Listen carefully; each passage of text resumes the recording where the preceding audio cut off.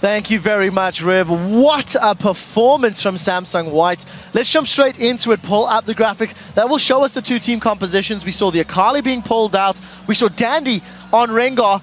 We know why it's been banned so many times. And Deft pulling the Varus. I personally was concerned about double invincibility against single target assassins, but all fears I had have been taken away. So the first thing I want to talk about as an AD carry player and a big Varus aficionado is I do love the Varus pick. He is actually incredibly good mid-game. This is something the casters were talking about, is getting someone who can spike a bit earlier. And this would allow his team to siege, pick fights, and try to push an advantage and you know, do good things in the mid-game here. But on the other side, though, I love the Looper Akali pick. He played Singed last week. He played Akali now. I mean, how many times do you play against Akali in competitive? How prepared could Blue possibly be for this champion? And to be honest, it showed in this game.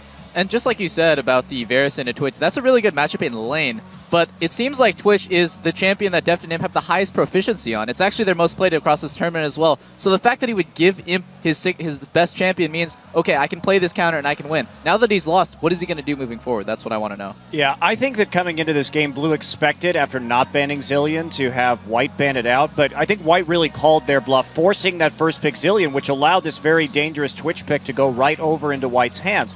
Now, this is only Heart's third professional game ever played on Zilean, so we're not looking at a team that's very experienced with this champion.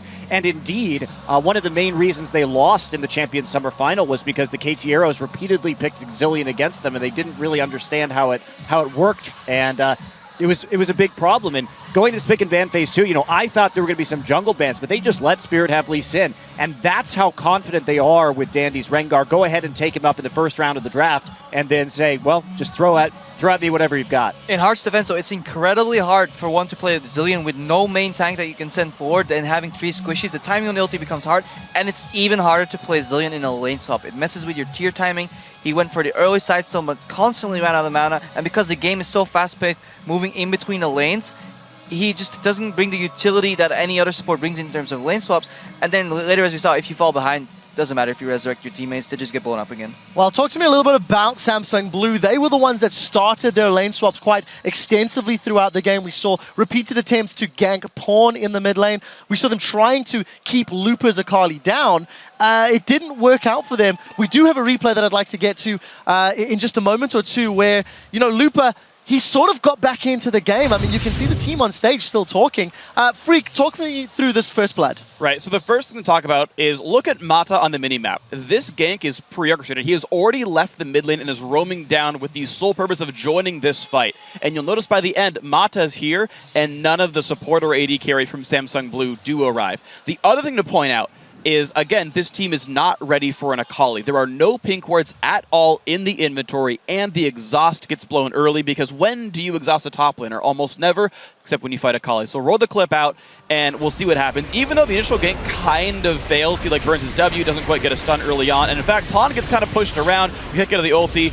The exhaust is poorly timed, it's kind of wasted because he's stunned during it, but there's the Kayle ult burn, there's a lot more burned, and finally the TP comes in. Looper gets to stealth up, and even though the entirety of Samsung White are down below half HP, they can constantly juggle aggro. There's a knock-up in the exhaust from Mata and the shield to increase the damage. Again, pre-orchestrated gank, very well played, guaranteed 4v3, plus a couple of misplays. So early game definitely going in the favor of Samsung White. From there on out, they really just accelerated their lead. I want to pull a second replay up quickly before we start to discuss some of the bigger series impacting decisions. Crepo, talk me through this play. So yeah, what I want to highlight in this replay is basically how smart these teams are and how good at their champions. Even in a lot of trades, they will do something a little bit more than other teams. So what's going to happen in this replay is they're going to flank in and they're going to aim for the kill, but immediately they notice that there's 2 people flanking them from the downside area, so they'll turn down instead of up. Then they realize they're overextended. Then Mata comes in with a beautiful Janna ulti, and instead of fleeing, they basically use Acorn as an escape vessel. We can roll the clip and you'll see what I mean. Basically, so they're coming in, they're like, okay, we're ignoring Acorn, we're going on Spirit and Data here. They realize they're overextended, Mata stays behind them, positions himself right in the middle of the lane, and in the meanwhile, basically, Acorn gets pulled up, Looper jumps to Acorn, they split to the side, and then they go for the pincer once their mid laner joins them. And just keep watching Dandy. He hits so many bolas over the course of this fight. I mean, he just stopped Spirit dead in its tracks coming in alongside of Mata using that Monsoon as a peeling device. And the only, the biggest play in this replay is actually a mistake. Spirit goes for the flash kick, and he don't want to get the kick flash off. He just wants to flash kick into Yasuo ulti immediately, but his mid laner wasn't ready for it. The plan fails, and once you like miss that combo, it gets brutal. Doublelift, I have to ask you, what does Samsung do in this game? You know, the rest of this matchup really was just all about White cleaning up. They had a massive lead. They punished Blue over and over and over.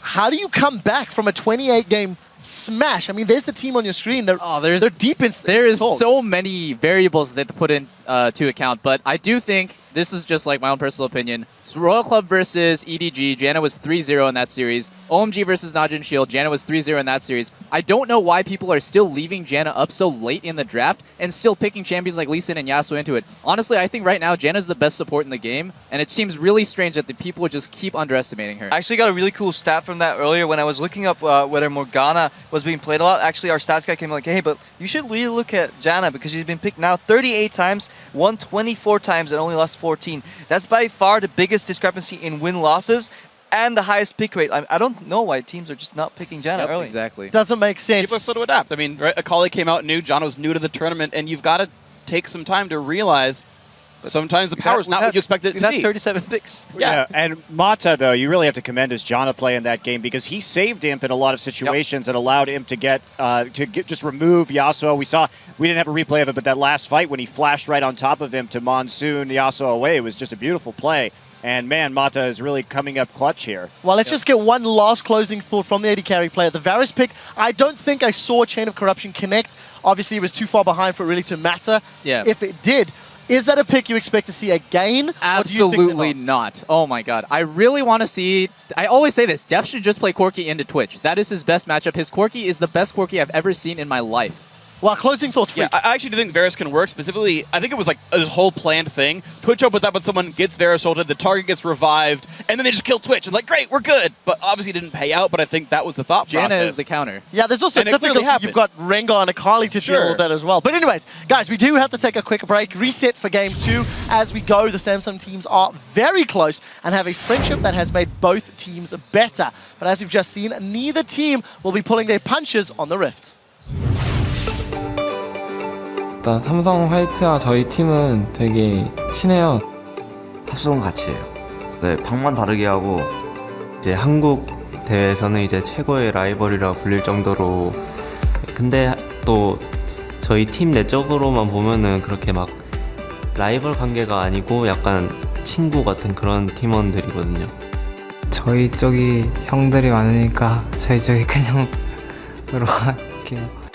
큰 형, 작은 형.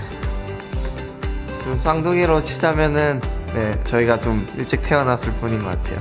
화이트 팀이 저희 형제 팀이란 게 정말 저희한테는 큰 축복이었던 것 같아요.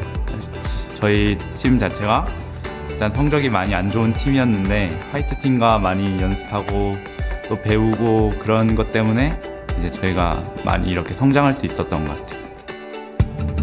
다대가 저희 팀에 있었던 게 아마 충분히 도움이 될 거라 생각해요. 저희 팀의 전반적인 오도도 다대가 담당했었고 이제 저희 팀의 부족한 부분을 많이 겪다가 나간 선수니까 아마 그만큼 저희 팀을 잘 알고 있지 않을까 생각해요.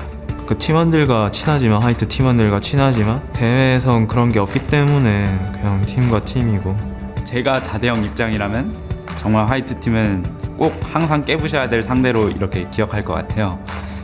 목숨을 걸고 꼭 부셔줘야 되지 않나.